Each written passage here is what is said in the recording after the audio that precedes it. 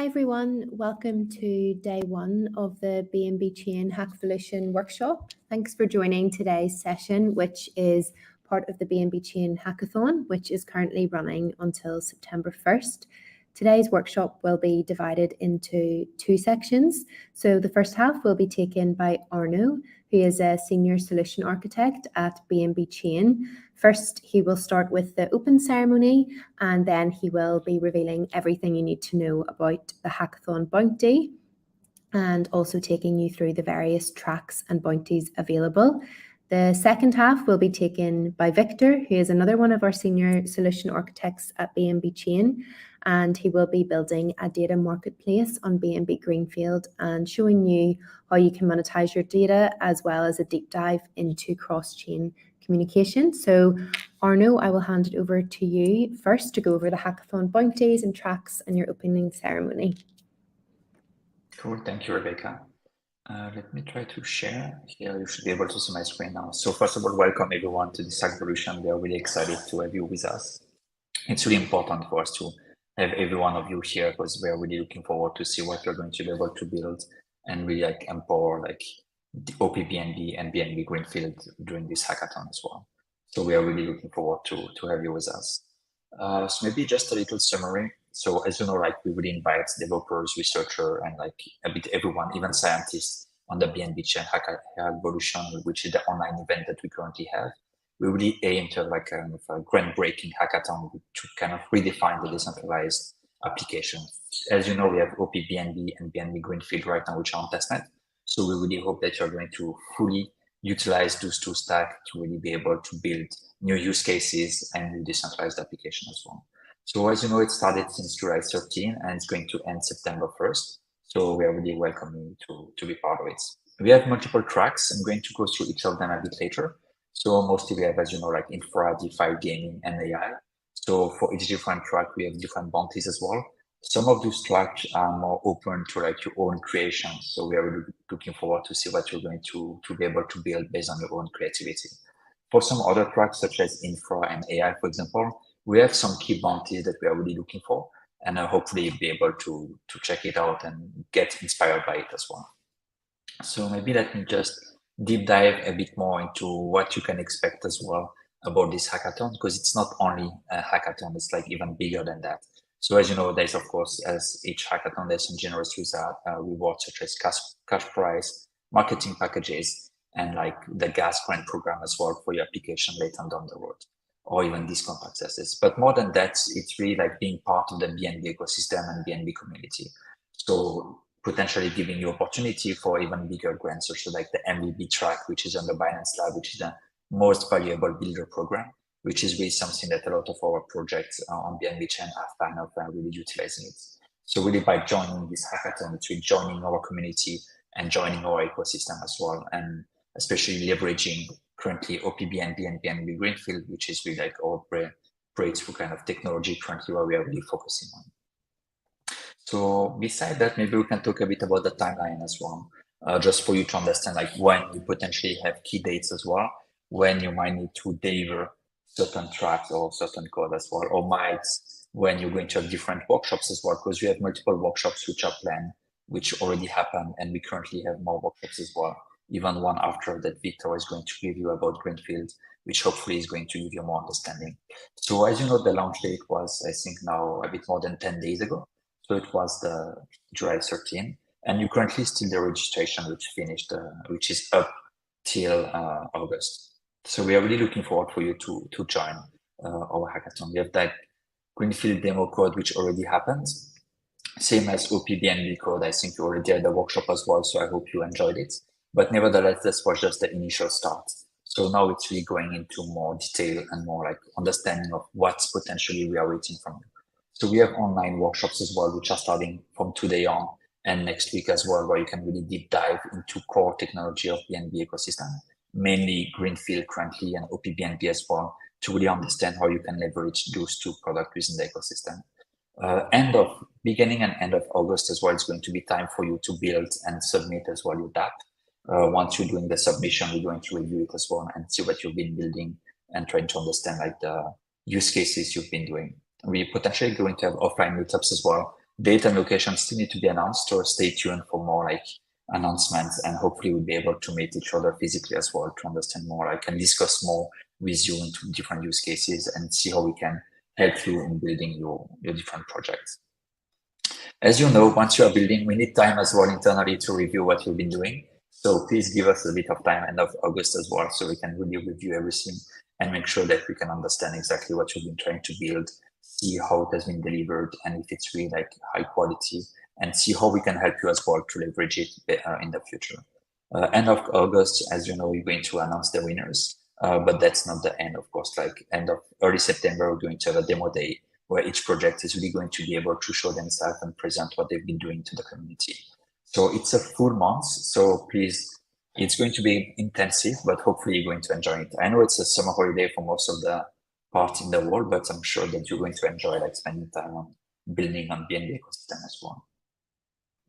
A bit more about the tracks. So as I said, we have 4 different tracks, like Infra, DeFi, gaming, and AI related. So maybe I will start with DeFi and gaming, since those 2 tracks are more, for example, it's open to your own innovation. So there is no bounty linked to it. It's really like open to your own research and open to your own ideas as well. So the DeFi is really like focusing on building financial application, utilizing not only, let's say, layer ones like BNB Smart Chain as we were used to it, but really leveraging decentralized data as well, such as BNB Greenfield can offer you, and using as well the scalability of opBNB. So really trying to focus more on the core product and hopefully linking Greenfield with BNB Smart Chain in order to build a new DeFi landscape as well. Same for gaming. Like gaming is not only like smart contract, but it is data as well. It is a lot about NFT, as you know, and tokenization. But those tokenization can be even leveraged even further, we believe, with BNB Greenfield. So hopefully you find like new ideas to leverage BNB Greenfield as well in this space of gaming industry. Regarding infra and AI, they are a bit more, I would say, hardcore, if I can say so. So for hardcore people, and for other people, of course, as well, but really hardcore people, we are looking forward for you. So infrastructure, it's more about like the core technology as well that supports all those dApps and all those networks as well. So we're addressing scalability, privacy, and security. I'm going to deep dive more into infra and AI down the road in these 2 slides. So we're looking forward for you to build in on top of it as well. AI, as we know, AI has been trending as well, but we believe that we can use it even further, especially with BNB Greenfield, which is like our data storage network. So hopefully you'll be able to leverage as well, basically exchanging of data or monetization of data. When we talk data in AI, it's, for example, model or training data that you've been doing. So really how you can combine intelligence, artificial with blockchain technology, especially through Greenfield and opBNB as well, is really something that we are keen to see, like you build on top of it. So without further ado, maybe going to be more into BNB Smart Chain, the different bounty banks that we have. At the end of the slide, I'm going to give you as well the link where you can review them and have more deep dive into each of them. But this is more like let's say an overview of a few that I really like personally. So we're going to have like 3, 4 for each track. So we have 1 for BNB Smart Chain, opBNB, and Greenfield as well. So for BNB Smart Chain, the first one that I would like to talk about is Buildability Chain wallet service. So as you know, nowadays, especially within BNB ecosystem, we have Greenfield, we have BNB Smart Chain, opBNB coming as well. We have the Beacon Chain as well. So we have a big ecosystem with like multiple RPC connector. So for user, it's not necessarily easy or it's not seamless for him to connect from one network to the other. So the objective is really trying to design a solution which is really making it more easy and flexible and seamless for user really to switch from one network to the other using the same wallet, for example. So the scope is really covering multi of our BNB affiliated networks such as Smart Chain, opBNB, and BNB Greenfield. So hopefully something that we know it's quite an issue in the ecosystem. So hopefully like some of you are going to really tackle this specific objective here. Of course, the outcome is really kind of reduction of the necessity for manual input. So as I say, usually a user need to open the wallet, add RPC network like URL. So trying to find a way to make it more easy and seamless for user is something that is really important for us as well. So hopefully like you're going to find it really attractive as well. On top of that, the transparency about the governance is really important for us as well. So as you know, right now, as you might not be aware of, but most of the governance is happening on the BNB Beacon chain, which is not necessarily accessible. It's accessible for everyone, but it's not, let's say the UI is not here yet, for example. So this is more like how we can tackle as well the transparency of the governance and make it more user-friendly and accessible for everyone. So this is something that we're really looking for as well. So a lot of governance happened in the past 3 years. So really how we can as well show what happened and especially make it more easy in the future to push on-chain proposal, push voting mechanism as well. So this is something that we would like to revolutionize as well within BNB ecosystem. So hopefully some of you are going to tackle as well this governance that we have within BNB chain and find solution or tools which are really more friendly and visually attractive as well for people to join our governance, like push proposal, vote on top of it, provide feedback or comments. So this is something we're really keen as well for you to work on. Now I'm talking about more like the core level as well, which is like the client in a way. So as you know, each ledger or each layer one has a certain size as well. Like every time someone is doing a transaction or storing state in a smart contract, those data need to be stored somewhere. So it is basically stored in a client. But of course, more user we have, the more activity we have, the more our database or ledger in a way is growing. So it's quite getting more and more complex. For example, in the future for new joiner, if they want to synchronize the whole state of the blockchain. So how we can basically tackle this issue as well in the future. So to tackle it, we need to think about it today. So we do have a few research papers in our forum. So I invite you as well to join and discuss about what we call the state expiry, but really making, for example, this bounty is really about finding a solution to synchronize in a fast and efficient manner the whole ledger. So it's really going to be easier for a new client to join the network or new validator to join the network as well. So the outcome is really find a more like efficient, robust, and faster way to synchronize the process of the whole ledger. Of course, it needs to still be secure, maintain the data integrity, which is we call a blockchain level, and something that is scalable as well for the future growth of the BNB ecosystem and BNB ledger. So it's something I really hope that some of you are going to tackle as well. Now I'm going to go more into, again, the core point, which is before it was more about like synchronizing the ledger. Now it's more about like how, for example, a node or a client can recover as well. Recover means like, for example, if your server is crashing and your node is suddenly shut down, then the data integrity might be affected by such a malicious, for example, server crash. So, and the full node, of course, is going to suffer from it. And usually a lot of what's happening is that people need to resync from scratch if they want to really recover the full state of the ledger. So basically trying to tackle as well this specific issue of, for example, force kill events to really be able for someone to easily resync, start in a certain state without resyncing from the full node. So this is something that is, again, prioritizing data integrity and reliance against, for example, shutdown of the material. So this is something that's quite important for a lot of our like people which are running clients for RPC nodes or validator as well. So it's something that is quite core for the security of the whole BNB ecosystem.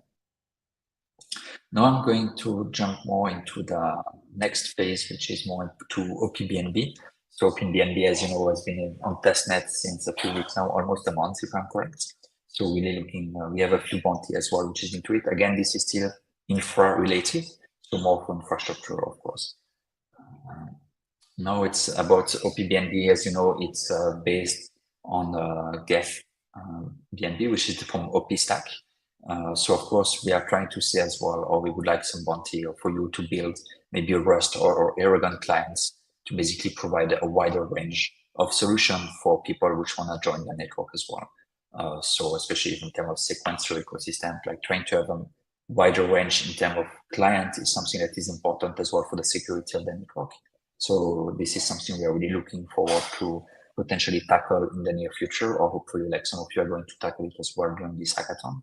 So it's really something we are looking for. Of course, once you have, for all those infra related bounties, of course, they might be quite high level. So for anyone who is like looking for it, please join our forum or Discord so we can help you as well to understand really what is needed. And so we can like work closely together in order to overcome such kind of problematics. The next one is about the interoperability between Greenfield and opBNB. So as you know, we have a native bridge or native, let's say, connection between Greenfield and BSC Smart Chain.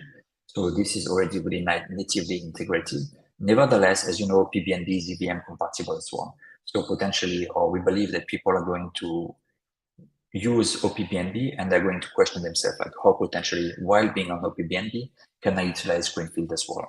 Which means, for example, creating buckets, changing user rights, selling a file on top of, which is on Greenfield, but selling it to a marketplace on opBNB, for example. So to tackle this is something that is quite important in infrastructure. So basically trying to enhance as well the connectivity and the cross-chain communication capability of the whole ecosystem. One part would be, for example, Greenfield to opBNB, which is the one which is here. So of course, the consideration is really like developing a solution which is focused and maintaining the security and the integrity, of course, of the cross-chain communication. So it's something, of course, in terms of outcome, we expect, for example, a cross-chain communication system that can enable smooth and secure interaction between opBNB and Greenfield directly. As I say, it can be, for example, creating buckets, changing the user rights, sending a file. So all of those, let's say, primary features that are within BSC L1 and Greenfield, something that Victor is going to present after, but maybe, for example, migrating it as well to opBNB is something that we believe could be quite interesting for you to work on. So really interesting bounty that I find personally. Now I'm going to deep dive more into the BNB Greenfield bounty bank as well. So those are more AI related a little bit, because as you know, AI, as I mentioned before, there's a lot of data that is used as well in AI, and Greenfield is really about like revolutionizing the way we are handling data into Web3, and especially in a decentralized way. So those bounty around Greenfield are going to be mostly around AI actually. So really looking forward to see what you're going to do. The first one is going to be about Infra, which is like really, as you know, Greenfield, it's like way for you to be able to store data as well. Not only storing it, but one key aspect is to store it as well. The other one is going to be presented later on. But basically how for a user, for myself, for example, which I'm already using maybe other services to store my file, how can I, for example, easily migrate from one to the other? So this is something that we are really looking for. For example, if I'm on AWS or Filecoin, how can I easily, within, for example, one-click solution, transfer all my file from those provider to Greenfield?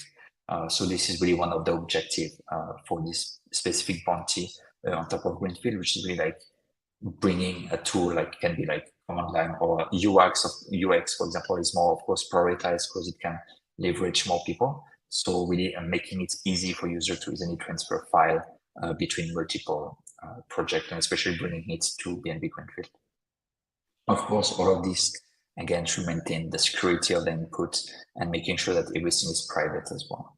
The outcome, as mentioned here, is really like at least, hopefully, you would support, for example, two networks, so one centralized and one decentralized, which would be BNB Greenfield, to really be able to showcase the seamless, for example, file migration across multiple development environments. So this would be, for example, a first step to really like show the involvement of, for example, Web2 storage into Web3 storage. So hopefully you'll find it quite interesting as well. Here it's about AI. So basically decentralized AI training. So we've been talking a lot about AI in the industry in the past few months, how it can as well be leveraged within blockchain technology. So, but on top of that, we really believe that, as you know, like decentralized AI, like the training process is something that is quite heavy, machine heavy, and requires a lot of data as well. So this is where we believe that Greenfield can help on collaboration within different AI model training or facilitating, for example, the sharing of data. All of this done through a financial way, which can be done through a marketplace, for example. So basically the framework will ensure, for example, a good incentivization and fairness as well in terms of like recording all the contribution of a specific data set that has been trained or a specific model as well. So this is something that is quite interesting, I believe, for people who are looking into AI technology as well, and how you can potentially leverage Web3 to train your model or to exchange and create finance before, around your model that you've been trained. So create something that is going to be quite interesting for you as well. Now it's more about mobile for Greenfield. So as you know, Greenfield currently it's more web-based. Of course, there's the command line tool for developers as well, but usually a user is going to interact it through a web-based portal. Most of it currently are using dSeller, for example, where you can easily access it, connect, upload file, share it, add properties on top of it as well. But now the idea would be like, sure, like web-based is still interesting, but how about mobile experience as well? So here the idea is more like how potentially someone could develop a more user-friendly mobile application, which of course would work both for iPhone and Android to really manage the data of a user and synchronize it with BNB Greenfield. So of course the user journey should be quite intuitive and enhancing as well the user satisfaction and the efficiency of the network that Greenfield can provide. So as outcome, ideally, of course, would be, of course, and we know it can be challenging with the time appropriate that is for this hackathon, but appropriately the outcome would be, for example, to have the application or the MVP, which is already deployed on either the App Store or Google Play Store, where potentially a user can already, for example, synchronize the file, local file into BNB Greenfield is something that would be quite key and ideally for our community to be able to look into it. So this is one of them. And here, if you connect to this specific website, I'm just going to leave it a little bit so you can really view it more. So here, by going here, you're going to see all the list of bounties that bank that I've presented, plus additional ones as well that I haven't showed yet. As you know, all those bounty bank are more related to infra and AI. So for people who are more into gaming and DeFi, as I mentioned previously, it might be a bit more like based on your own use cases. But of course, you are always welcoming to mostly utilizing Greenfield as well and opBNB. And maybe you can see what kind of bounty banks are into infra and AI. And maybe you can tackle it at the same time you're tackling DeFi or gaming, for example. So something that I will still keep it on for a few more minutes. So you can check it out as well.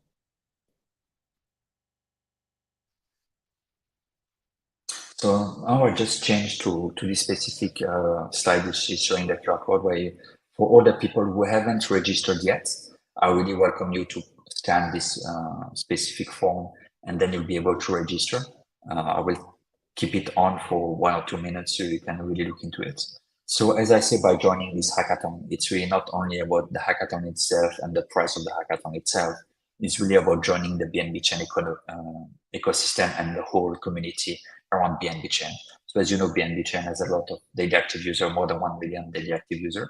So it's all those users that you can potentially tackle as well when you are building use cases. Of course, at the end of this hackathon, as I mentioned, we are going to have 1 or 2 weeks of review where we are really going to see all the different, let's say, submission that you've been doing. We're going to really spend time to each of them, see what has been doing, trying to give you feedback as well if we believe that something could have been done differently. And we are really looking forward to like spend more time even after the hackathon to really see how you can grow into Web3 and how we can grow in together as well, us BNB Chain ecosystem and you as a builder within the ecosystem to really bring new, let's say, use cases on new application on top of the BNB ecosystem, especially as I mentioned, leveraging Greenfield or opBNB or even the BNB Smart Chain, which is something we're quite keen into looking what you will be capable of doing. Maybe before, so let's leave it a little bit. And then I will maybe just go back to one of the first slides just to show you again the timeline to make sure that you are aware of the different timeline that we have. So here we go. So as I mentioned, make sure to submit your report. So hopefully everything will be open source, of course, what you're building, because as you know, the more open source it is, the better it is for the community to be able to audit as well what you've been doing and to really see like the different, for example, security bugs that you might have. So the deadline for submission is really for example, 22nd of August. Please try to do it on time because we need to have at least 1 week, if no more, if you've been like quite successful in building a lot of different dApps. So please do it on time to ensure that we really have time to really review it clearly and come back to you as well if you have any question. So the earlier you submit, the earlier we can review and maybe ask you like follow-up questions as well to really make sure that you understand what you're trying to build, maybe give you some additional maybe feedback where you can directly maybe iterate on top of it as well. Hopefully the winner will be announced end of August, so the 28th is our timeline currently. And then, as you know, at the end, we're going to have a demo day for everyone to basically present what they've been doing. So we are really looking forward for you to join and feel free to like join our Discord forum if you have any questions, especially from a technical point of view. Our team is here as well to support you. So I think for my part, Rebecca, it's almost done. I'm just going to go back to the QR code so people can still like view it.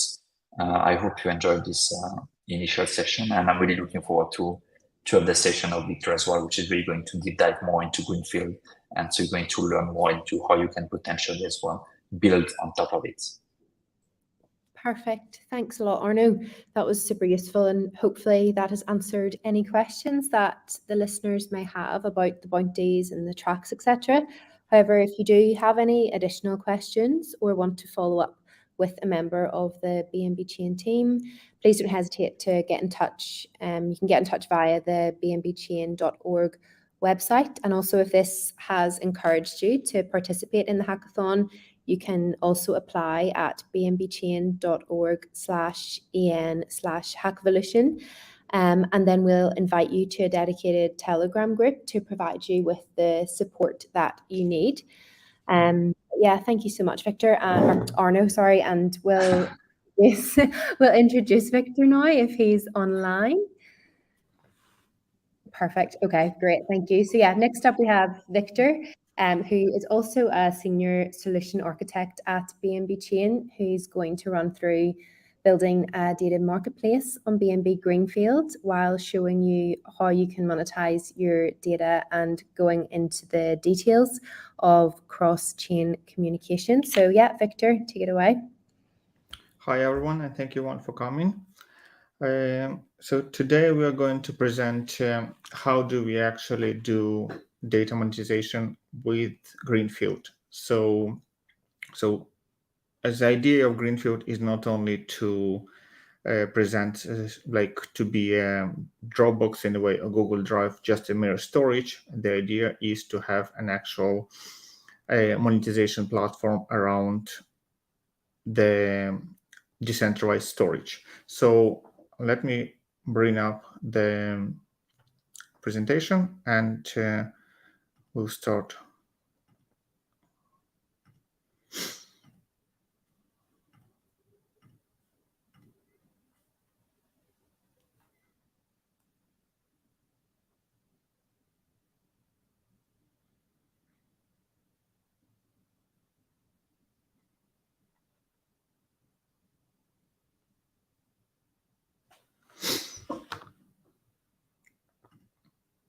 Okay, hope you see it.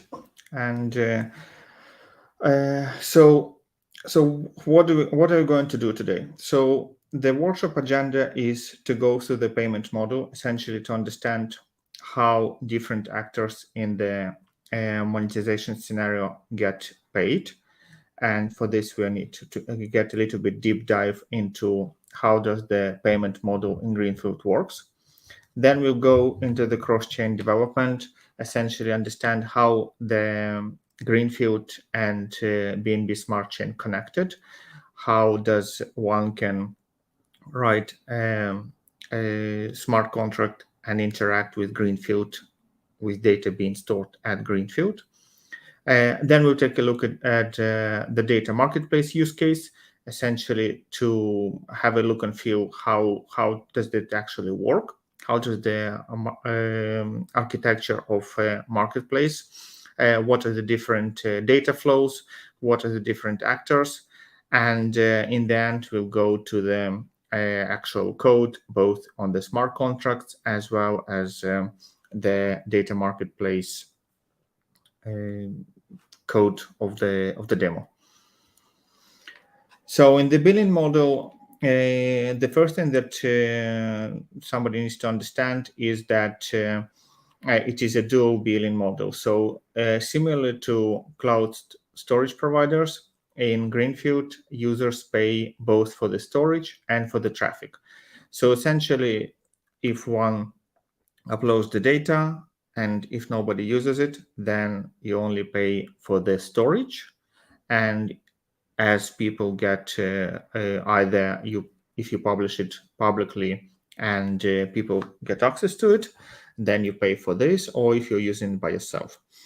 A part of this, they're being developed on the blockchain, there are transaction fees. And so this is when you're trying to create an object or delete an object. So essentially when you change the metadata, when you're actually downloading or uploading the data, this bypasses the blockchain. So this does not involve transaction fees, but when you're trying to change either permissions or actual upload, like to create a record, if you will, in the blockchain for the file, then this costs transactions. And the overall billing is based on flows. So essentially, each particular actor in the system has both inflows and outflows. And just like in any other blockchain system, you are represented as an account, and this account can receive transfers and can also send monies to other accounts. So if you take a similar use case, when, for instance, you're uploading your data for private usage, then you don't receive money for anyone, as you're not monetizing this data, but you do send in money to a storage provider for actual usage of the storage. Then, and what we want to describe here in this workshop is how do you actually create inflow and monetize your data. The payment model itself is very easily configurable. So this can be put both on the object level and on the bucket level. So for instance, if you have a specific type of files or different projects that you're working on, or different business units, then any of those can be separated into different buckets and assigned with different payment accounts. And then from the billing perspective and accounting as financial accounting, it will be very easily to see for you whether some particular source receives more or than the other, and this is essentially creates a very easy analytics on what kind of revenue stream brings more money than the other. Initially, when you're creating the files without setting the payment accounts, then your account, your ledger, is essentially the payment account, but you can create sub accounts and then segregate it more and more as you wish. So for this is fairly simple. You can use Greenfield CLI to create payment account, to move monies back and forth from it. We won't get into it. This is fairly straightforward. And essentially, you can, it's just like a separate virtual wallet that you create. And it's like a prepaid debit card, in a way that you put in a certain amount of tokens there. If this is depleted, then that's it, but your main account remains untouched. So this is also good for security reasons. If you have large amounts of tokens, then it's also good to segregate those just for ease of mind. When we talk about data marketplace, we need to understand what are the different types of files or permissions that exist there. So let's go through this. So in one, that you have free access. So essentially, you have a public access, and this is represented here as green, and just to cover naturally. And so those files, you have a public bucket, and you have two files here. We'll take a look later on. So these are thumbnails. This will be later used for the data marketplace, but from our perspective now, this can be any other files, and anybody can access those files. You, as a rights holder, as the file owners, will be charged for accessing and for storage those files. But in terms of permissioning, there is no restriction for anybody to access. You can also have a private bucket, and those essentially nobody can access besides you, and for those people or actors who you will provide explicit access. So when we talk about in terms of data privacy, then this whole bucket is private. It doesn't really matter between if you have different folders. There is no such thing as one more private than the other. This is all of this is concealed. When we talk about data marketplace, then we want to get a little bit more granular in terms of different permissioning. So from our perspective, there is something that we want to monetize. And while this is still private, because you only provide access to these files when somebody pays you, from our perspective, this is monetizable data. This is orange. Here. So this can be books, this can be different courses, this can be different articles, whatever you decide to monetize. This can be also raw data. If, for instance, if you're talking about AI technology and applications, then a particular training data can be, or models that you trained. This can also be private and later monetized. There is also, in a way, we called it priceless, when this is here in red. So essentially, this is just your private data. It may be yet to be finished. So for instance, if we are taking a course use case, so some courses that are ready, then these are put available for the monetization, and the courses that have not yet been finalized, this from your perspective, not for sale. So they may be or they may not be, it doesn't matter. Like from your perspective, this is, you're currently not monetizing this data. And there is also secrets. So secrets, again, from the perspective, it's not really more private than others. Secrets is just the data that is not really, you really want to keep those private, and you don't want anybody to use, to have access to it.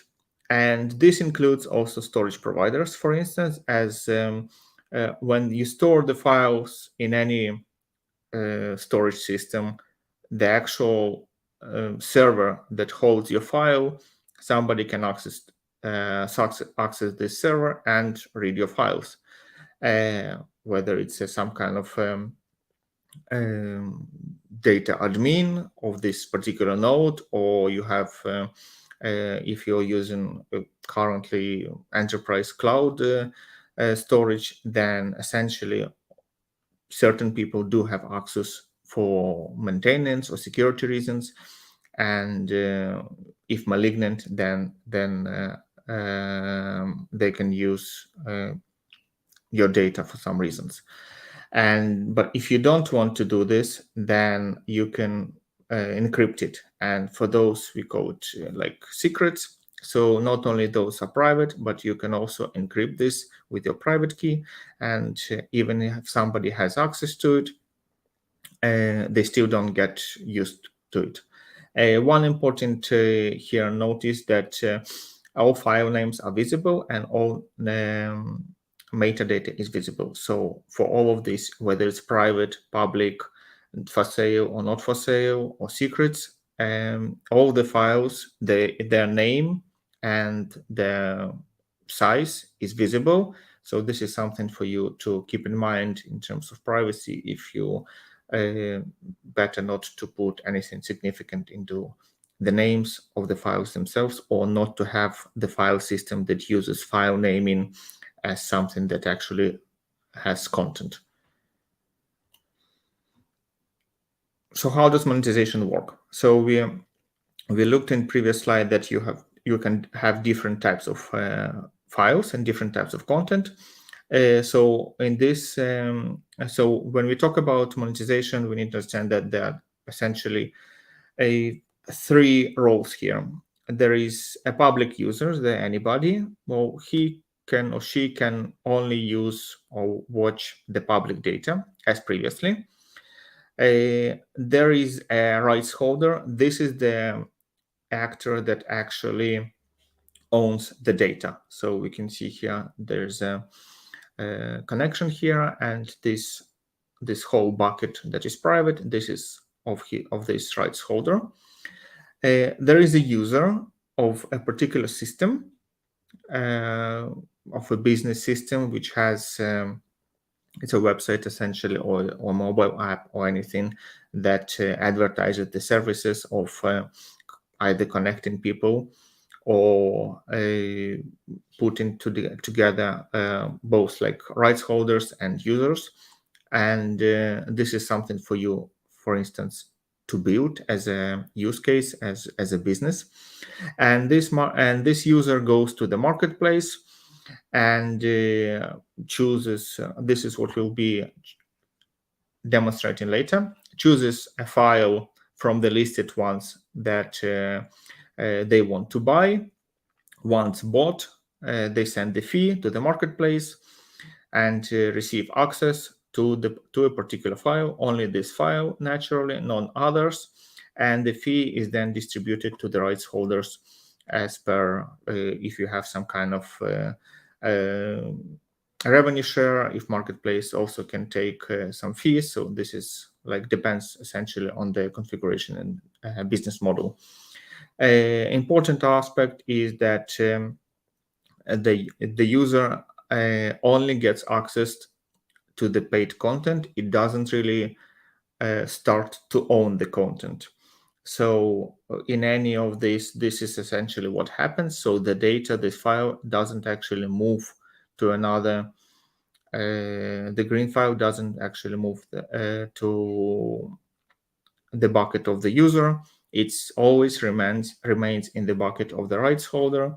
And if needed, this can either be, the privileges can be set to expire after a certain amount of time. If we're looking about something like Spotify use case, for instance, when you provide access to a song for a certain amount of time, after you finish listening, you restrict this, and then you cannot listen anymore, and then you need to pay more. So things like this, or you can give the access perpetually, but still the ownership does not move.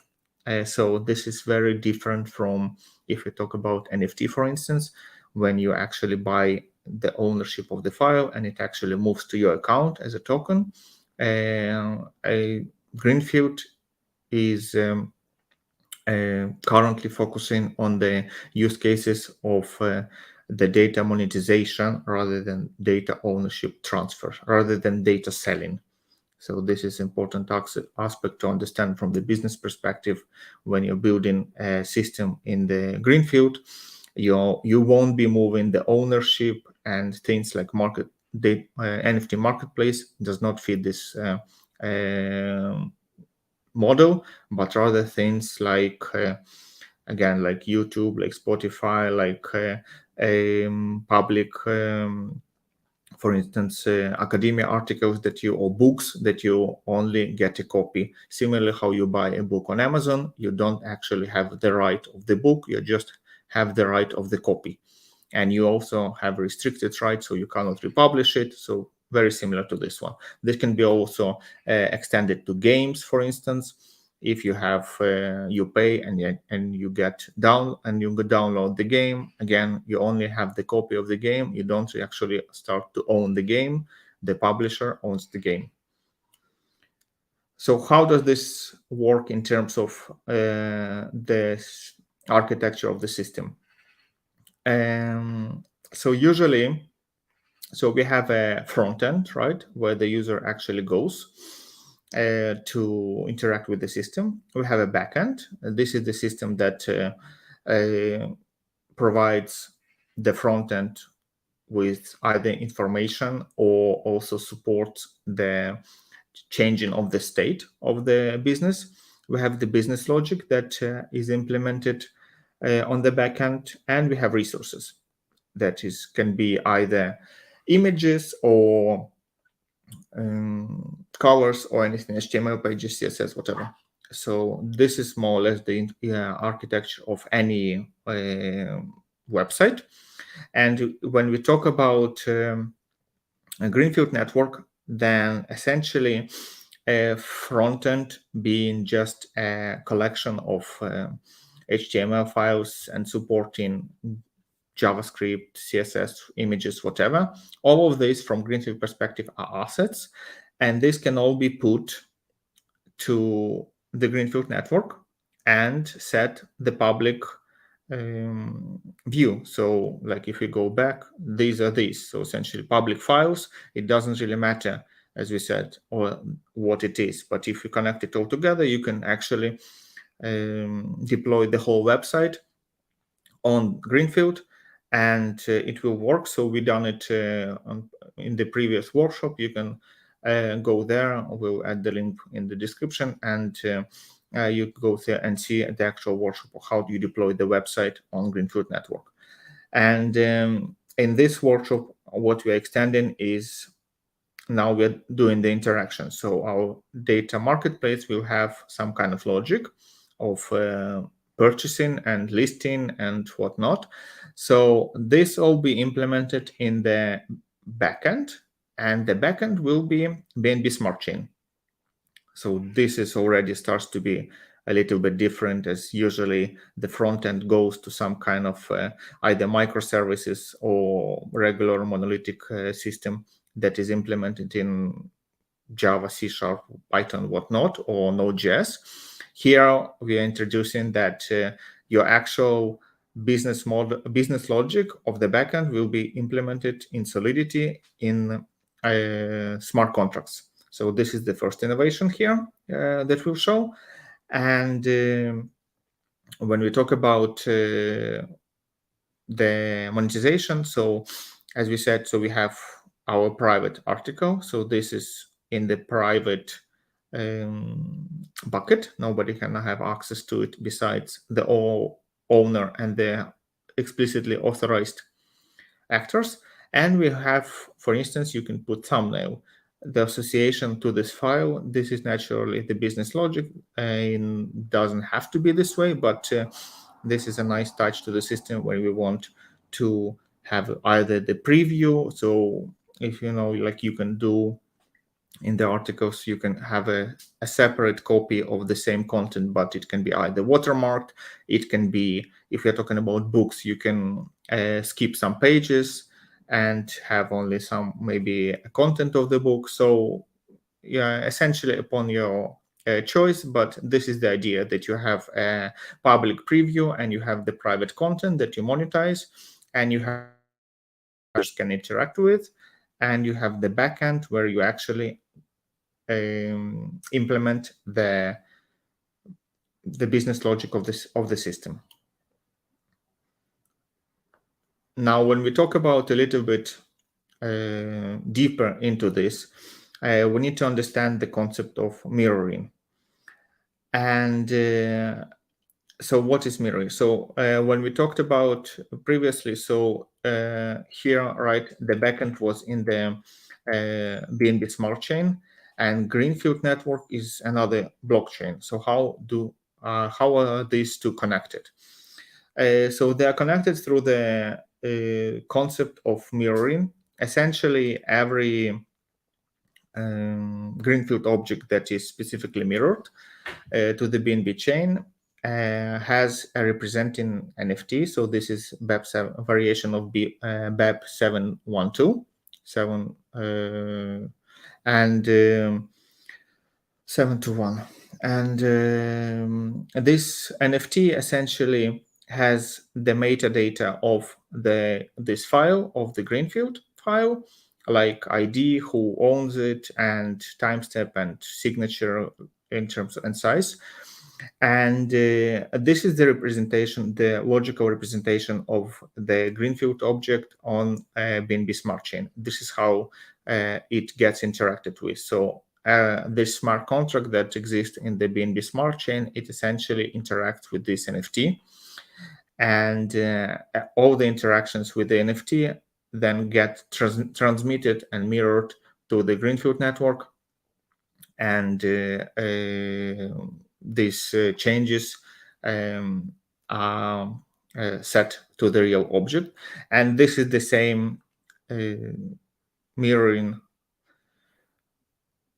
process both for the public and both for the private. So from the mirroring perspective, it doesn't matter whether it's a public or the private. And as the NFT doesn't really contain the content, it also doesn't expose anything. This connects us to the previous a few slides back when we talked about that anyone can actually see the metadata of the files. So this is one of the reasons why that when you mirror the files, you have this metadata also exposed on the BSC, but you can also see it on the Greenfield directly without the mirroring. So this is why.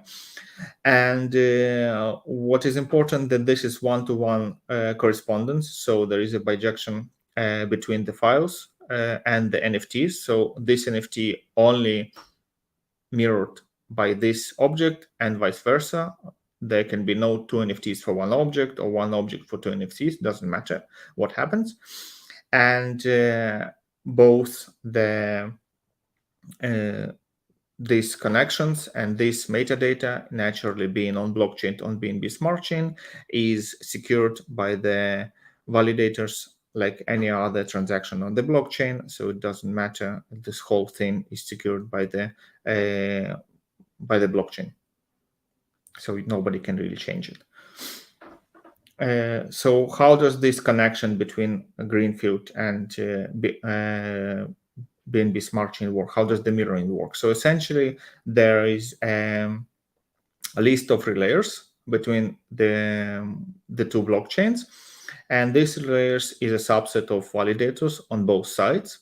Important to say that validators on BNB Smart Chain are not the same ones as BNB Greenfield, and relayers are not also all the validators. So there is a subset of validators on both sides that do relaying as well. They get fees for this, for relaying the messages. So this is like a very typical cross-chain messaging, just very specific and very optimized in terms of performance and cost to this particular use case, so that you don't have the overhead of any generic messages, but specific messages can be transferred, and we'll see what these are later.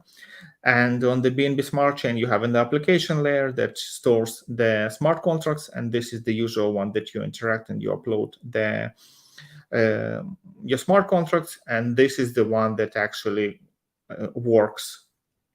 interacts with the resource mirror, and then the messages are transmitted to the BNB Greenfield and then applied to the objects themselves. So this is the gist how it works.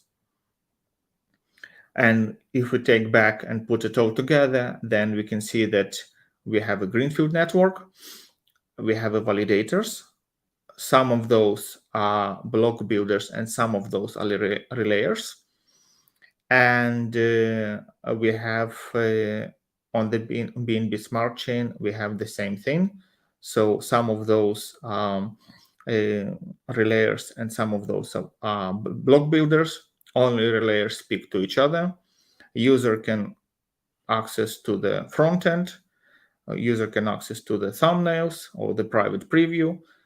Cannot yet access the private file, and communicates with the RPC with either the BNB Smart Chain or the BNB Greenfield network. So this is more or less the architecture of what we are going to see now.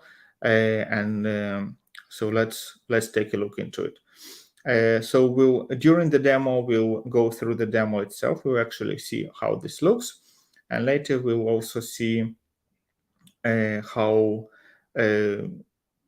this is implemented in terms of different repositories. These are the repositories of the contracts.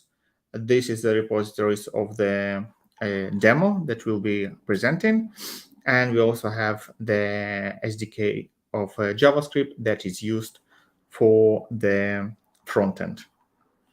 So let us go to our website.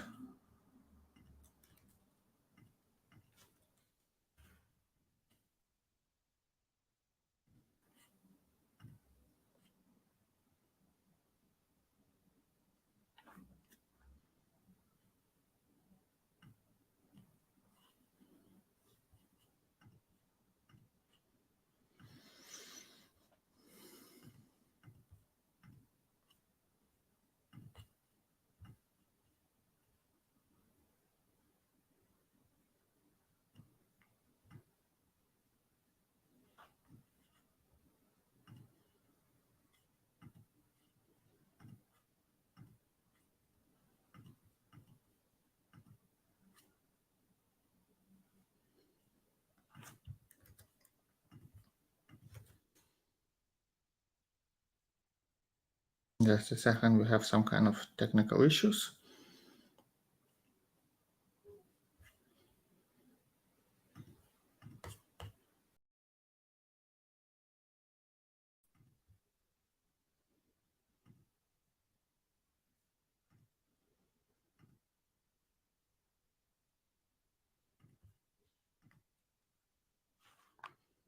Okay.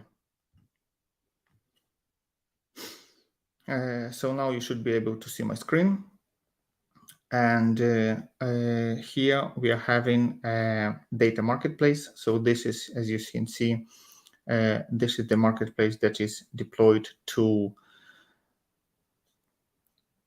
the testnet and storage provider. And what we're hearing here is that we can have a list of different files, and we can have a list of different, we have a list of all the files that are essentially for sale. So let's try to do something. Let's do, this is the DServer application. So let's connect to our wallet.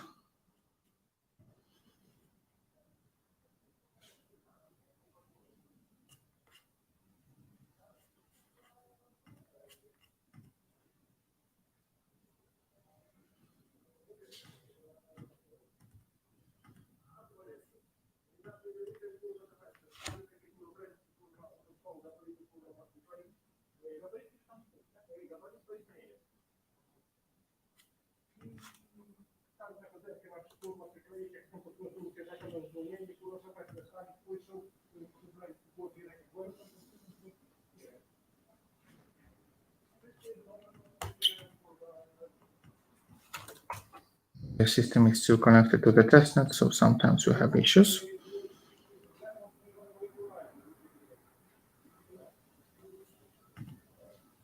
Oh, okay.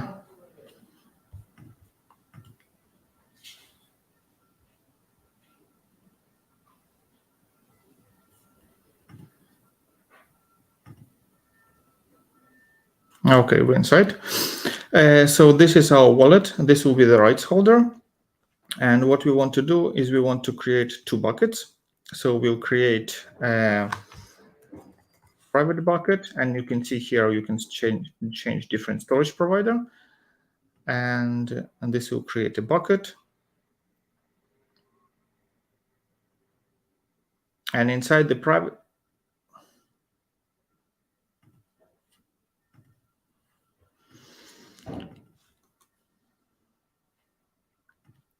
and inside the bucket, here it is.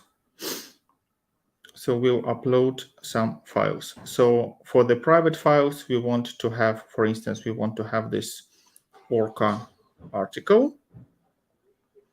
So let's upload it, and we put it private.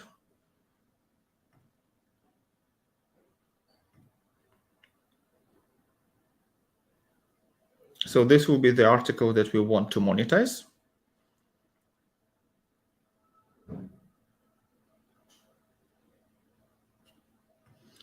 And we'll also create another bucket. So this will be preview.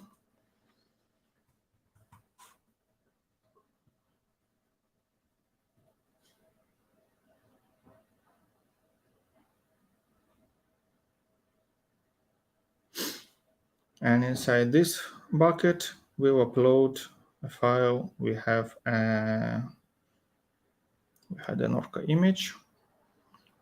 And this file will upload publicly. So this will be the preview of our document. So now that we have our two different files,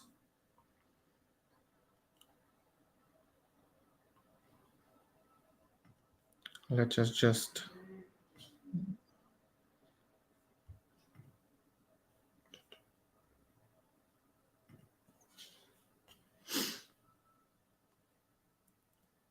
See, so this is public. You see, you can download it. You can view details, and you can also copy the universal link. And if we go back to our data marketplace, so here we are. So here we'll connect with the same wallet. So this is the same wallet, and what we want to do, we want to list our data. So let's list our data. You see, we have 2 different buckets, as mentioned. We haven't purchased anything, so let's try to list our Orca PDF. So we have a list button. We'll just put some price. We'll just this is article about orcas, and we have a thumbnail URL. So we'll put our thumbnail URL, the one that is in the public blockchain, in the public bucket, and then we need to start the process. And once we finalize the process, I'll explain what the process is.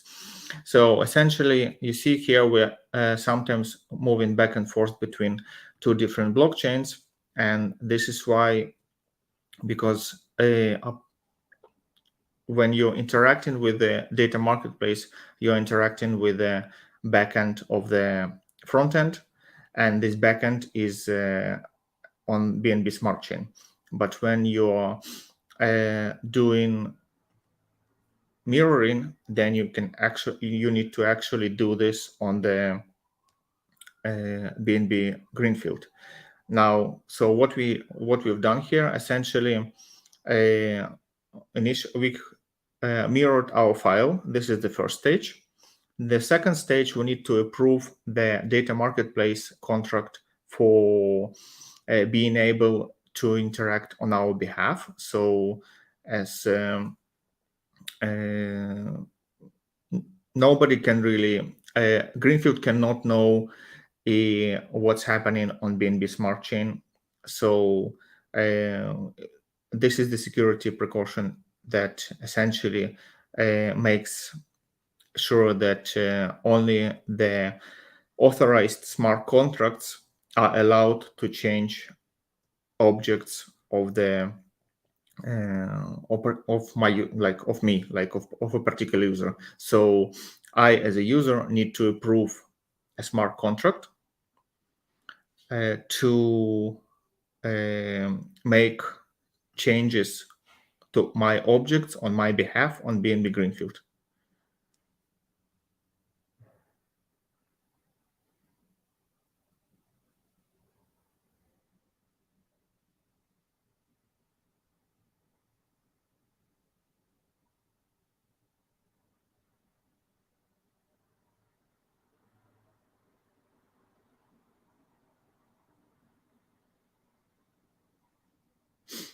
Now, while this is happening, what's actually now happening is that we are sending transaction. We approve the transaction, and this needs to be validated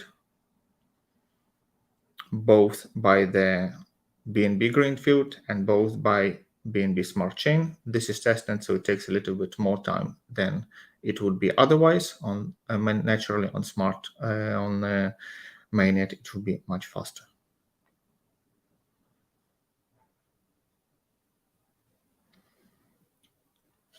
And while this happens, maybe let's take a look at what's actually happening in terms of the flow.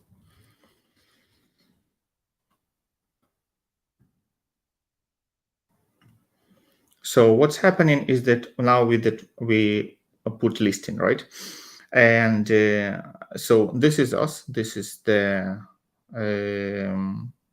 me, essentially. So what I did, I sent the listing request to the front end, and then it was on the Greenfield, right? So I created the group for the mirroring. Then what I did was I sent another message to Greenfield, and then we had to change the from Greenfield to BNB Smart to BNB Smart Chain. So this is why it has changed. So it sent the scene package to the BNB Smart Chain. So here we have a minting of the NFT that we talked about before. And then this NFT got transferred to myself as a user. And then we also paid the ad reward. So we also paid for the relayer because we had cross-chain communication. So this is why we had to pay for the relayer as well. And then we moved back. And then this is essentially now what is happening. I see this is still a little bit waiting. So maybe something got stuck and we'll have to do it again. And later what we'll do, we'll actually list the application, the file. So let us do the process again.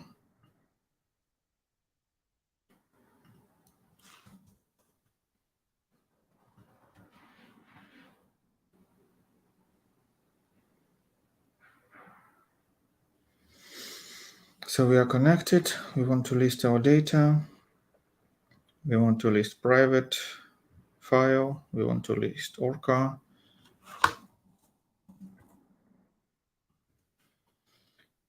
We'll need to go to Greenfield, as we said. Now we can actually start the process. Now we need to change to BNB Smart Chain. Now we need to approve. Now the pop-up of the wallet will appear and I will confirm.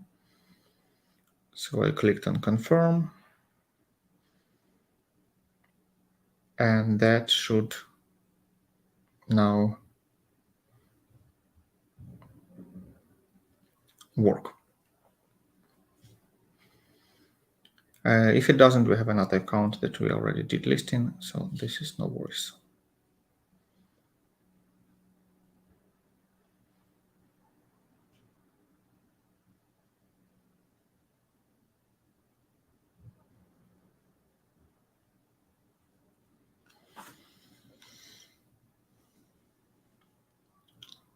So let's also look at the code while this happens. So what's happening actually in the code?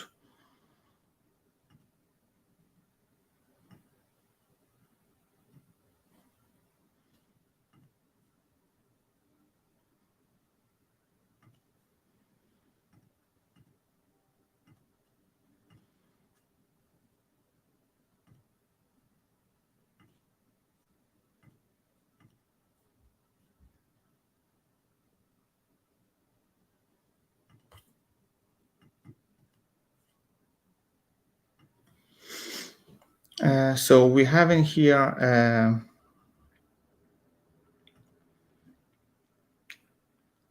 Greenfield Data Marketplace. And this is actually the code that I have cloned from the GitHub for what we saw. So we saw the version that has been deployed, and now I'm looking at the code of this version. So what we did the listing. So essentially, what the listing does is we have here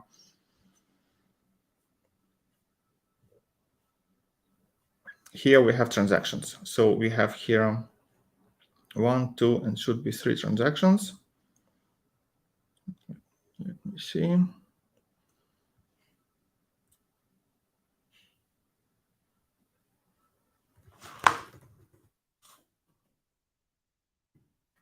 Here it is. So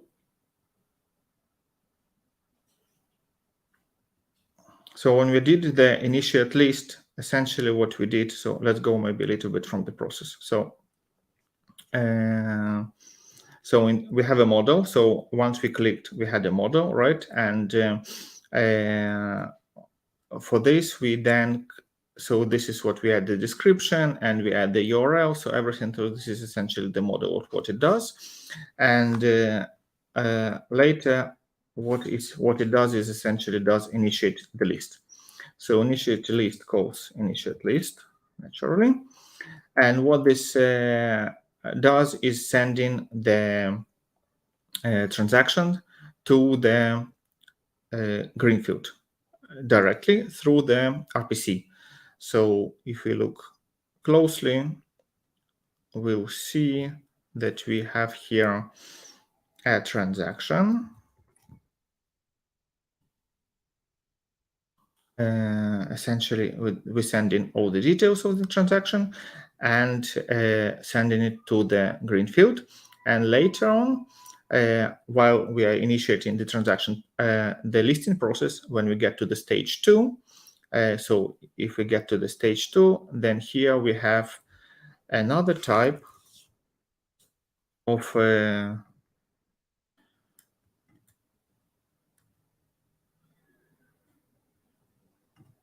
operation that is called list. So here it is, list.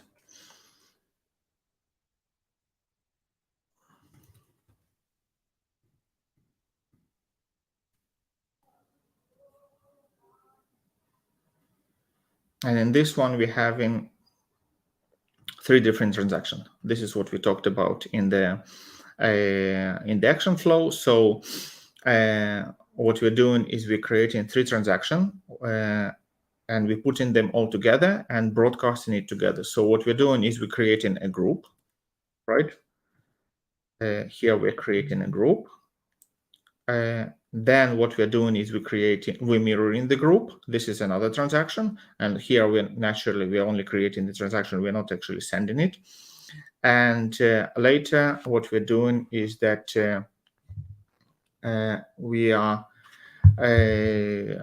changing the policy, meaning that essentially the initial grouping has a particular policy that nobody can actually access it. This is the private, so it's set to private.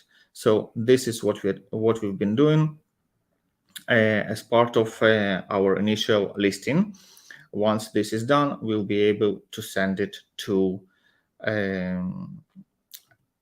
for listing. So let us do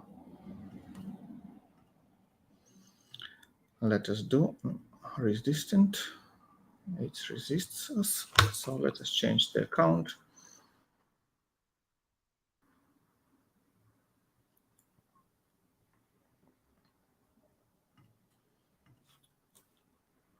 And we see others.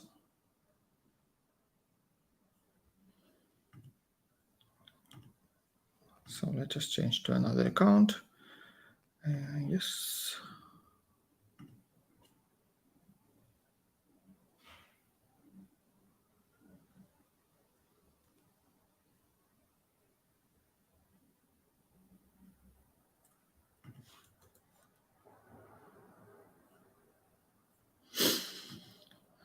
We'll disconnect. We'll connect to another account. 999. Okay. And we have, let me see if I have something listed here.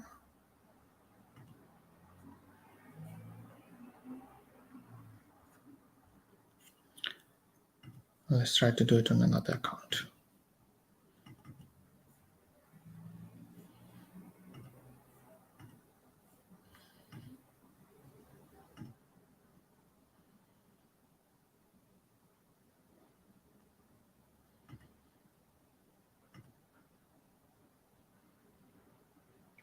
Okay, so this is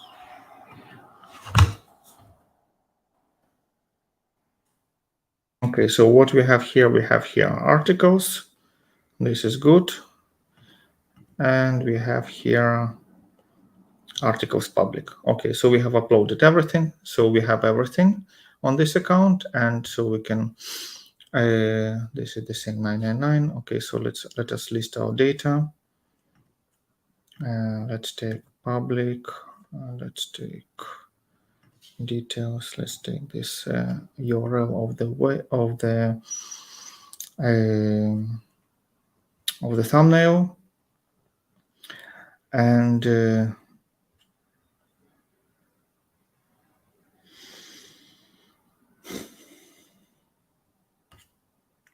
we want articles, just articles.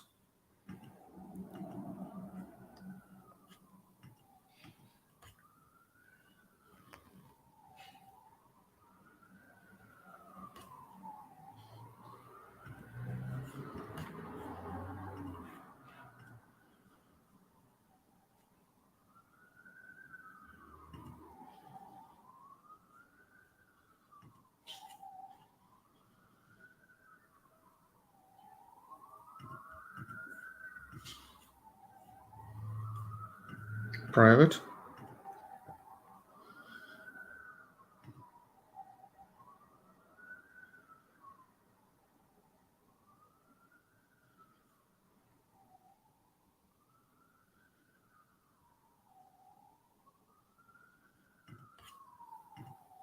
Okay, and this is what's in the workshop 1.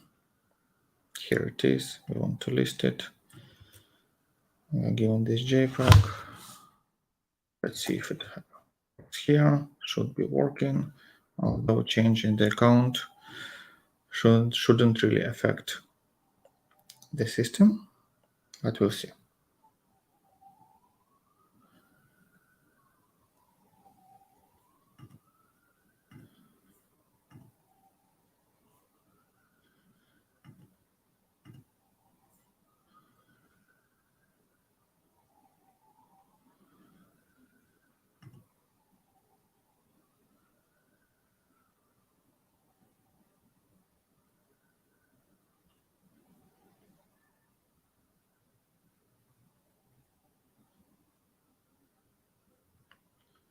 So as we talked here, what we're doing is we are finalizing the listing. We are now in stage 3.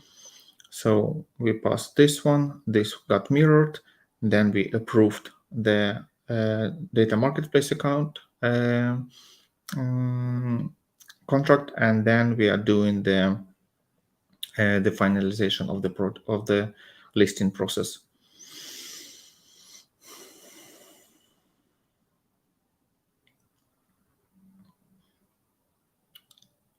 So what it does, essentially, it goes to the data marketplace contracts, and it goes to the list. So this is the data marketplace smart contract. So essentially what it does is first checking what it works, then creating, essentially updating the different parameters around the group IDs, our object ID. So we are just like saying that what is listed, what is not, and the price. And what is interesting then, you see here that this does not really go to Greenfield at all. This is just the business logic of the data marketplace solution. So this is the smart contract on BNB Smart Chain. And everything happens within the BNB Smart Chain. And because once the object is mirrored, we have this group ID. We don't really need to go to Greenfield again. We can just stay on BNB Smart Chain and do like any other smart contract logic. And what is more even interesting that if you remember when we went to the data marketplace website, then we saw all the listed files. And since our backend is the smart contract, so essentially what our frontend did was going to the smart contract and getting all the files that we can get. So let's see here. Let's find where we're listing. Okay, so we added here the file. So essentially listed groups. We need just to access this file and see who accesses in it. Here, get listed. So this get listed is a view external, right? So it means that it doesn't change the state of the blockchain, means that this call is essentially performed for free. And you don't actually need to be neither authorized nor pay any gas fees to get this data.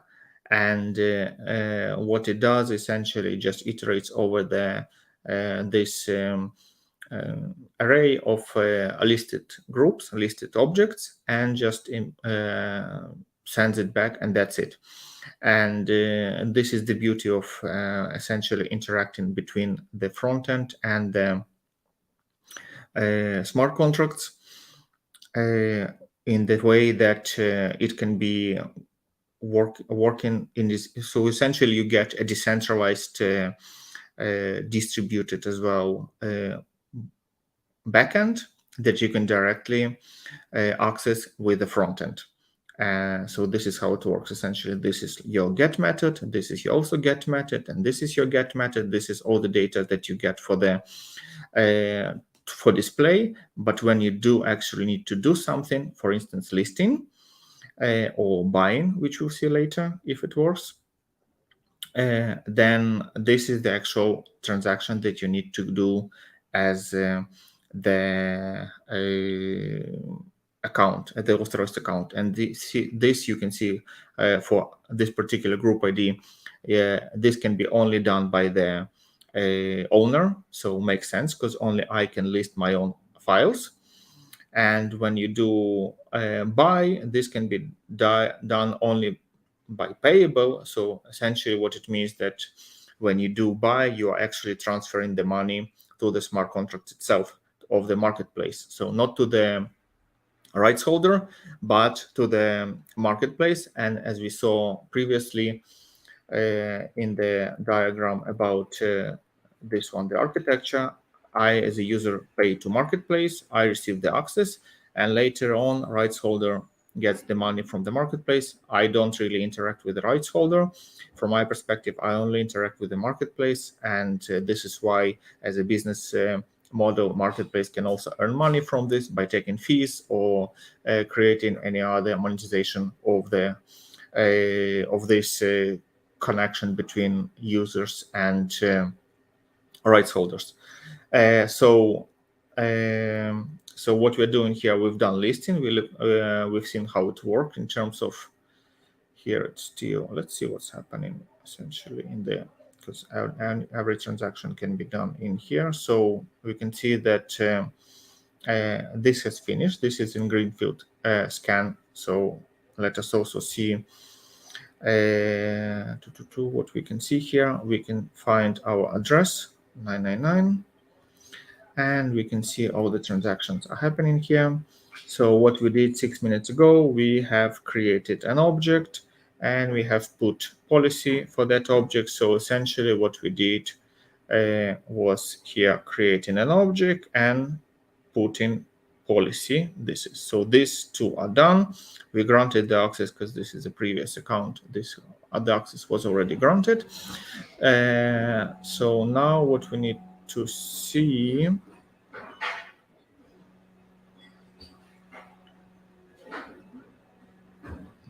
just a second. So here, no, we don't have this. Now what we need to see, we need to go to the Greenfield. Okay, so you see sometimes you need to go back and forth between in terms of the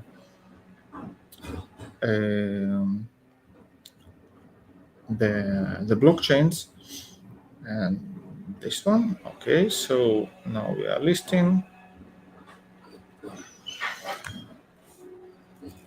and now let's start the process again. If not, we'll continue and see how the purchase is made, and then we'll go further. Okay, so this is my wallet. It should on the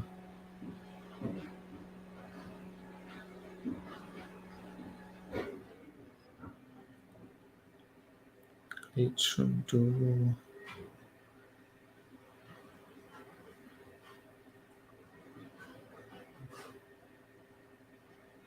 Okay.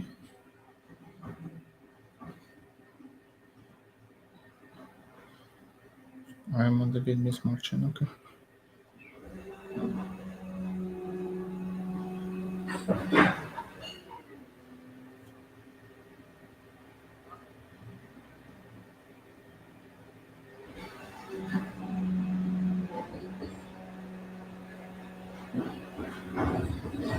So clearly we have an issue here. So let's continue to the next step. And the next step will be purchase. From the purchase perspective, once you list it, we now any user can actually buy anything. For this, we don't really need to buy this in particular. We can just buy anything because we have other content that is being listed by other people. So we can just buy something else. So here we have different content. For instance, okay, so this is the creator 999. This is my previous, but I'm also 999. So let me disconnect and have another user. So I'll be Bob. I'll now connect as Bob. And now I'm Bob 56. Okay, so here you see that, so for instance, I want to buy this PDF. So let's go inside. There is a PDF, there is a thumbnail, you see, and essentially what it is of this account 999. We have a whale PNG. We can see it. I think. Here it is, right? It's in the public. And we have a, never mind. We can see it later also. So let's buy it. So we are 56. We are on BNB Smart Chain. Let's buy. We are buying the PDF.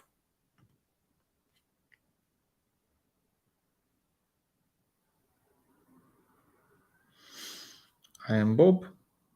I am paying 0.2 plus some transaction fees. So 0.2 is the price of the article.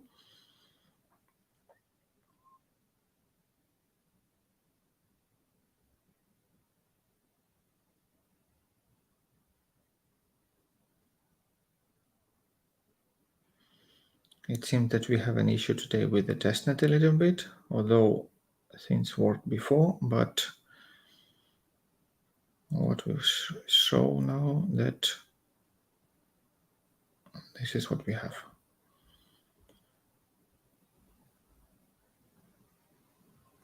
So what's happening now is that on the purchase flow, we are initiating the process. This is me, Bob. So I'm not the rights holder. I buy in, and it goes to the data marketplace. So here, if we go to the data marketplace, there is a method buy, and what it does is essentially verifies that I haven't bought it before. And later what it does, it creates a message and sends it to the iGroup hub, which is essentially a smart contract. And what it does, it updates the group. And if we want to go to the update hub, so this is Greenfield contracts, we will go to the, let's go just to this method and find this method. So not interfaces. So maybe something like this. And what we can see here is essentially what we are doing is, so we are preparing the cross-chain, getting the fees for the cross-chain. Then we are getting the ERC721. This is our group, our object. We are checking if indeed this is listed, and this is like different variations. And later what we're doing is that we actually send in the package to the cross-chain. So as you remember, first we need to send to the cross-chain. Then the cross-chain will actually go to the Greenfield. On the Greenfield, there will be update, we'll get back, and then we'll add a reward, and then we'll mint our ERC1155. So let's go follow this through the code. And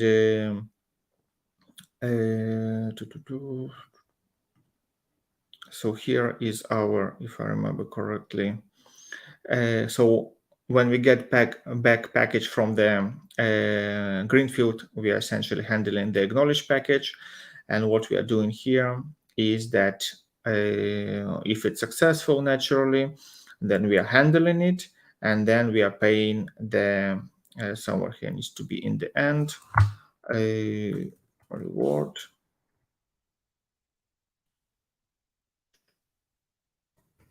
Here we are paying the reward, and here what we're doing is we are managing different packages. So if it's acknowledge, if it's fail, so what we're doing, like essentially different types of operations. And if we get to our so we need to mint 1155. So 1155 is minted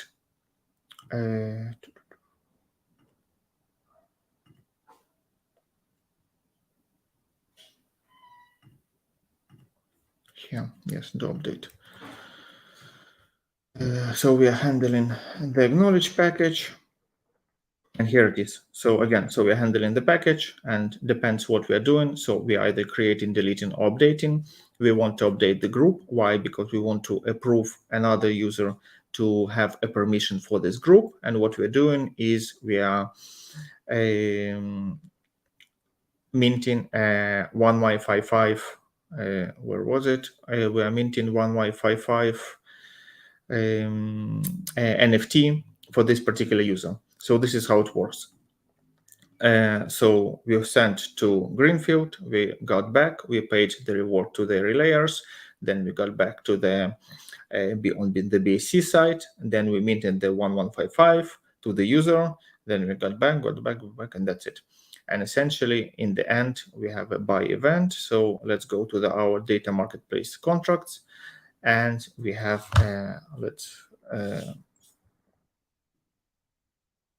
here we have a buy event in the callback, you see, because so when we initiated the call through the buy, it went to the Greenfield, and then it got back from another through the layers, but it's another call. So it's like we need to update this callback. So we are receiving these messages from the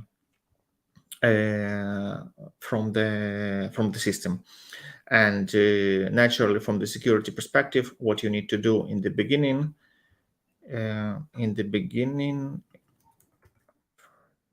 correctly, yes. And here you're doing in the initiate, here you are providing the accounts, the contracts of both the cross-chain and the group hub.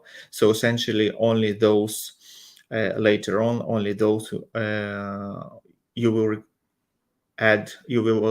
accept the messages only from these contracts, so that nobody spams you or nobody creates exploit in terms of sending you some kind of notification that was not supposed to be happening on only the cross-chain contract can send them.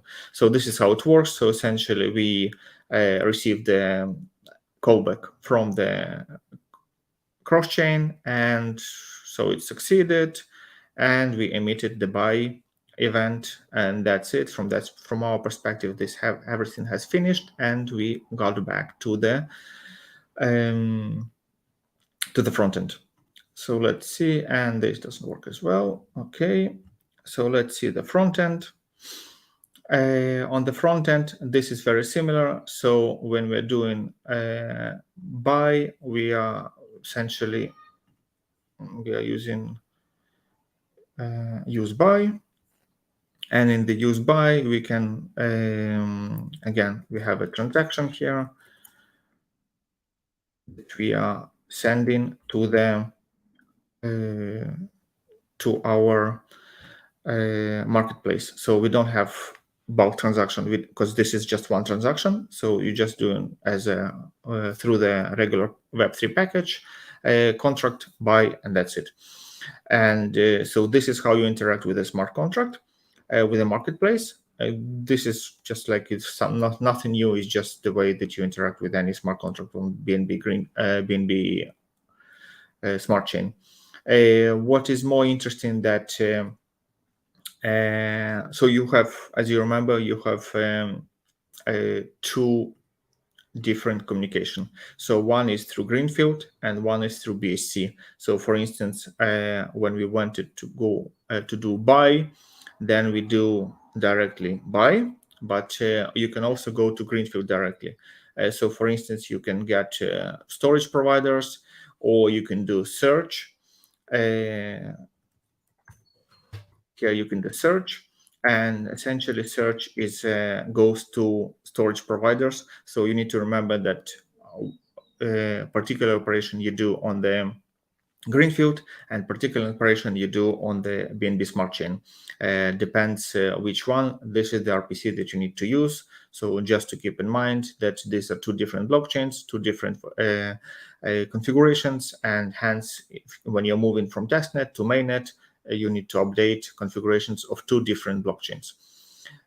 So this is more or less. So let's go back to the presentation. And so this is what we today discussed, right? The listing, the buy-in, the querying of the different data that you want from the blockchain.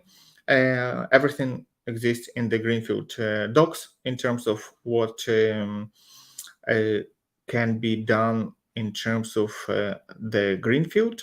And this is data marketplace. So this is just an application. You can build one like this by yourself. This is, by the way, open source, so you can clone it, extend it, and do what you wish, or just learn from it. And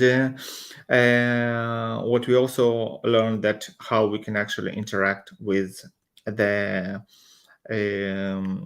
from front end to the smart contracts. So how you can do search, how you can get fees and different objects and storage provider, but also that you can call external view methods directly without actually paying or needing a wallet for this. So this is a very useful when you want any user to get to your application and to have like without even having a wallet. But so this can be some kind of freemium model, for instance, but when the user, you expect from users to pay. So from in that aspect, you can ask them to authenticate it, to get authenticated with the wallet. So this can also be done in variation like a freemium account abstraction. So this kind of thing.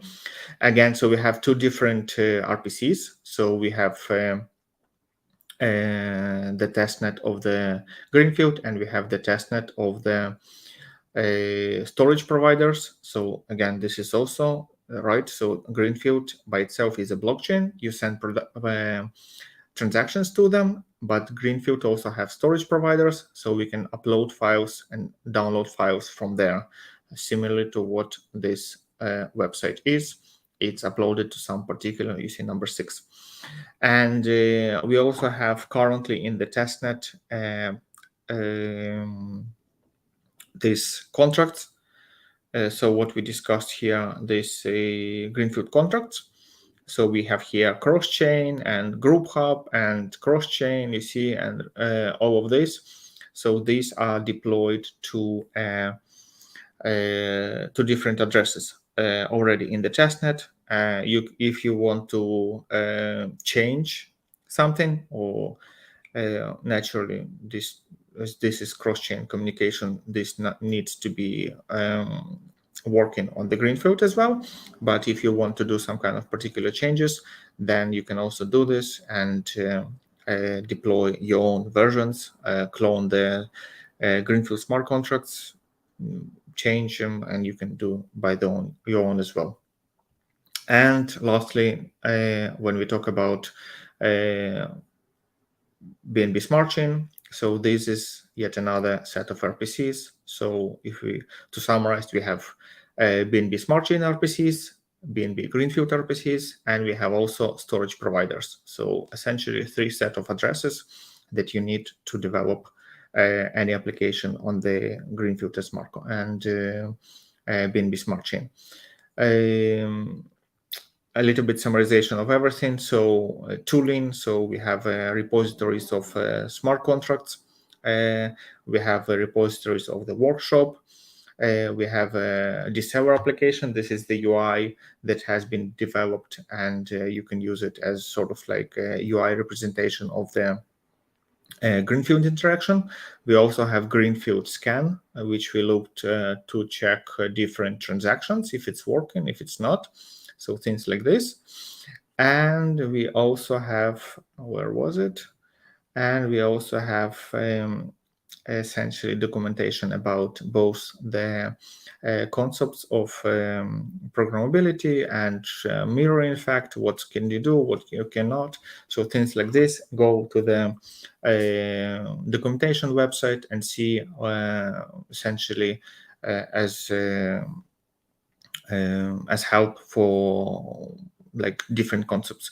We also have SDKs currently only for Go and JS, but as this is just a regular HTTP calls, you can have your own wrapper in your own preferred language. This is nothing that is out of reach. Subscribe to our channels, Twitter, Telegram, YouTube, and Discord. You can have more content there.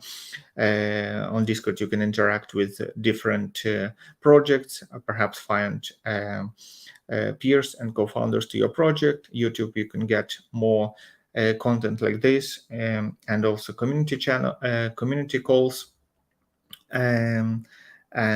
news on Telegram, and on Twitter we frequently have AMA calls with different opinion leaders in the blockchain and the storage community. So feel free to follow any of those, ideally all. And in Discord we also have different communities in different languages. So you can find the ones that fit your preference, or create a new one if one doesn't exist. Thank you very much for coming. I think today, hopefully today was helpful. We walked through different aspects. Something working, something's not. So we'll make sure to adjust everything and fix everything once you start building, and make sure to subscribe to different channels and look into the forum as well, so that you'll be up to date and contribute in the discussions about different operations and different projects in the BNB chain, and naturally contribute to the GitHub. All the projects, including this one that we showed today, is open sourced. The Greenfield contracts and libraries, everything is open source, so you can get a version of for your own, either develop on it as a user or participate in building another variation of the library on new capabilities that you think fit your use cases, or some particular ideas that you think might be worthwhile for your use case or for the community as well. Thank you for coming, and see you next time. Thanks, Victor. That was great in-depth explainer of Greenfield, and hopefully everyone will be able to take away what they have learned today and put it into action.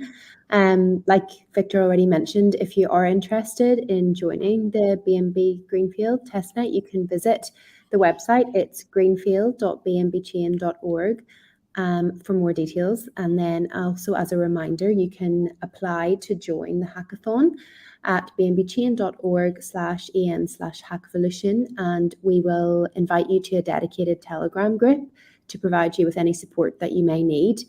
So yeah, thanks again for joining today's session, and see you at the next workshop, which is happening on Monday the 31st. So yeah, thank you very much, everyone.